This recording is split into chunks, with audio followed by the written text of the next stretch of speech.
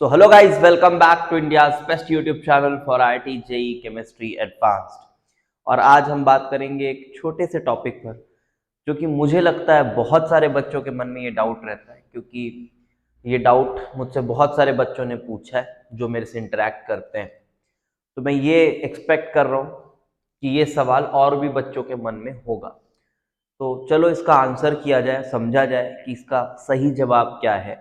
Question आपको thumbnail देखकर समझ में आ ही गया होगा कि जो ऑर्गेनिक रिएक्शंस हो रहे हैं तो आखिर हो ही क्यों रहे। और इसका जवाब भी मैंने कुछ टीचरों को देते हुए सुना है कि बेटा इसलिए हो रहे हैं क्योंकि हम करा रहे हैं। इससे वाहियात जवाब इसका कुछ नहीं हो सकता।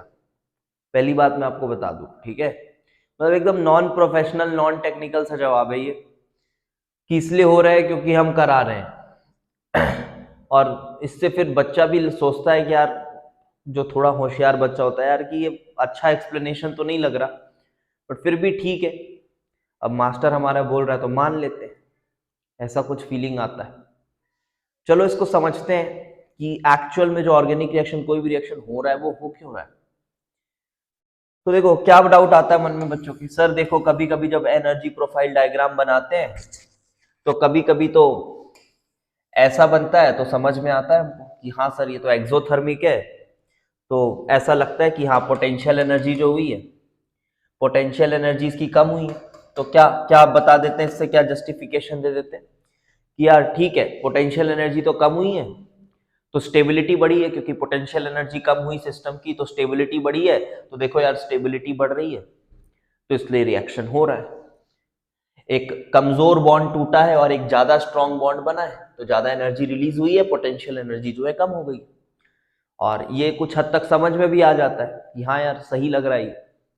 इसके बाद जैसे इसके बाद ये वाला ग्राफ बनता है, ये ऐसा भी तो होता है, कुछ ऑर्गेनिक रिएक्शंस ऐसे भी होते हैं। और मेन डाउट यहीं से खड़ा होता है फिर बच्चों के मन में, मेन डाउट यहीं से खड़ा होता है कि सर यहां तो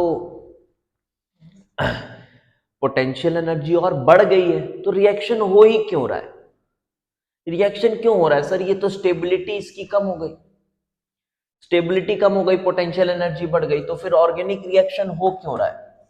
तो मैं आपको पहली बात ये बहुत अच्छे से क्लियर कर दूं, अगर आपने थर्मोडायनेमिक्स 2 अच्छे टीचर से नहीं पढ़ा है तो आपको दिक्कत आएगी। और उसका जो एंट्रोपी वाला पोर्शन है वो मेरे YouTube में फ्री में डला हुआ है, आप जाएं एक बार उसको जरूर पढ़ें, तब आपको चीजें जो है ना वो ज्यादा अच्छे से क्लियर होंगी। तो आपके मन में एक सही जवाब होना चाहिए कि कोई ऑर्गेनिक रिएक्शन क्यों हो रहा है। तो स्टेबिलिटी जो है ना वो क्राइटेरिया ही नहीं है। स्टेबिलिटी जो है वो एक पूरे रिएक्शन के होने की क्राइटेरिया नहीं है कि ये स्टेबल हो जा रहा है। अरे यहां तो नहीं हो रहा stable, stability is not the criteria. छोटे लेवल पे ठीक है, लगता है, समझाने के लिए बोल देते हैं बच्चों को कि ठीक है बेटा देखो ये स्टेबल हो जा रहा है प्रोडक्ट, इसलिए ज्यादा अच्छा है, ऐसा वैसा।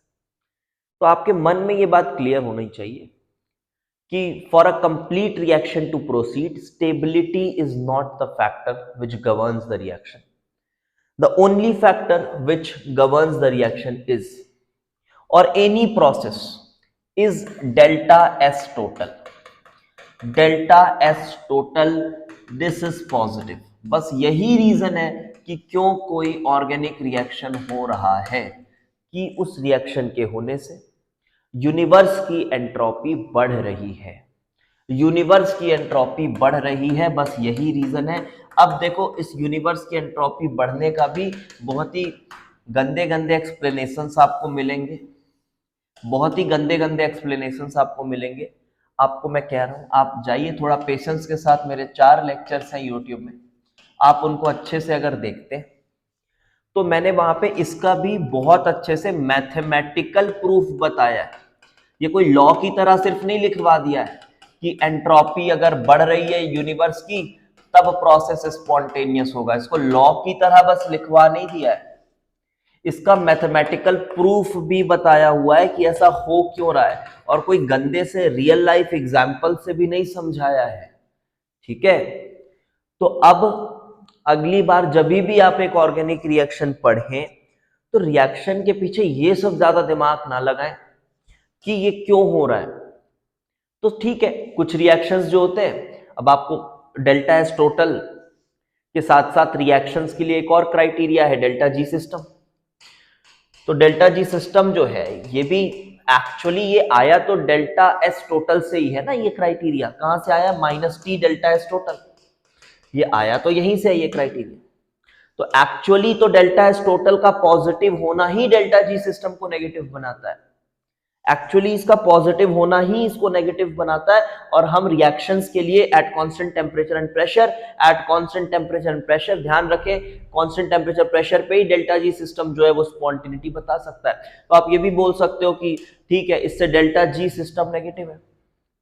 और अगर आपको डेल्टा जी की भी असली वाली फील लेनी है तो देखना, एक वीडियो है मेरी गिब्स फ्री एनर्जी की, मेरे वीडियोस में सर्च करना, आपको मिलेगा वहां पे गिब्स फ्री एनर्जी का असली वाला फील। वो भी नहीं मिल पाता इधर उधर से कहीं से, आपको असली वाला टेक्निकल फील मिलेगा, है ना। कोई फालतू के रियल लाइफ एग्जांपल्स नहीं मिलेंगे, टेक्निकल फील मिलेगा आपको वहां। तो बस यही इसका एक्सप्लेनेशन है। कोई भी रिएक्शन हो रही है तो इसीलिए हो रही है, आपको क्या बोलना है सिर्फ कि उससे डेल्टा एस टोटल बढ़ रहा है। इसको फील नहीं करना है, फील नहीं करना है। आपको यह बात पता होनी चाहिए केमिस्ट्री पढ़ते हुए कि क्या चीज फील हो सकती है, क्या चीज फील नहीं हो सकती। जो चीज फील नहीं हो सकती उसको आप जबरदस्ती फील करने की कोशिश करोगे तो आप गलत डायरेक्शन में पढ़ रहे हो। इस बात को समझिए, ये एक मैच्योर माइंडसेट होना चाहिए आपका कि किस चीज को फील करना है, किस चीज को फील नहीं करना है। और मैं फिर से इस बात को कोट करूं कि एक ऑर्गेनिक रिएक्शन हो रहा है, क्यों हो रहा है? क्योंकि हम उसको करा रहे हैं। ये सबसे घटिया आंसर है, ठीक है। तो ऐसे नहीं सोचना है। So this is the only reason. हाँ, कोई रिएक्शंस हो सकते हैं जो एनर्जी ड्रिवन हो, कोई रिएक्शन हो सकते हैं जो एंट्रोपिकली ड्रिवन हो, कोई रिएक्शन जो energy delta H enthalpy driven बोल सकते हो, कुछ रिएक्शंस हो सकते हैं जो एंट्रोपिकली ड्रिवन होते हैं। मतलब net delta G system negative हो रहा होगा या net delta S total positive हो रहा होगा। This is the criteria. Stability is not the criteria for completion of a reaction at a given temperature we are talking about, given temperature and pressure। Temperature pressure दोनों constant maintain किया जाता है during a reaction. ये भी एक doubt होता है बच्चों के मन में कि सर एक्सोथर्मिक में तो गर्म हो जाता है रिएक्शन, तो कहाँ से टेम्परेचर कांस्टेंट मेंटेन? वो करा जाता है, वाटर का फ्लो करा जाए, स्टीरर लगाया जाए, कुछ भी करके एक्चुअली में आप ऐसे अगर टेस्ट ट्यूब में रिएक्शन कराओगे तब वो नहीं कांस्टेंट टेम्परेचर पे होगा। लेकिन वो जब रिएक्शन कराया जा रहा है ना, तो वो मेंटेन कराया जाता है कांस्टेंट टेम्परेचर, मेंटेन कराया जाता है, अपने से नहीं रहेगा कांस्टेंट, हम मेंटेन करा रहे हैं। तो इस सेंस में बोला जाता है constant temperature. Now I hope आपका ये जो डाउट होगा ये क्लियर होगा, ठीक है। तो वीडियो को थोड़ा ज्यादा से ज्यादा शेयर करो, सब्सक्राइब करो चैनल को। और बहुत जल्दी हमारा पेड कोर्स आने जा रहा है, chemical equilibrium, ionic equilibrium and acid base titration. तो आप बिल्कुल उसको लें। और आप एक्चुअल फिजिकल केमिस्ट्री की फील चाहते हैं अगर, तो आपको बहुत ही ज़्यादा मजा आएगा। और अगर आप एकदम सीरियस वाले जेई एडवांस एस्पिरेंट हो तो वो कोर्स फिर आपके लिए। सून इन 1 or 2 days I am going to launch it and classes will start most probably from 16th November. Okay, thanks for watching.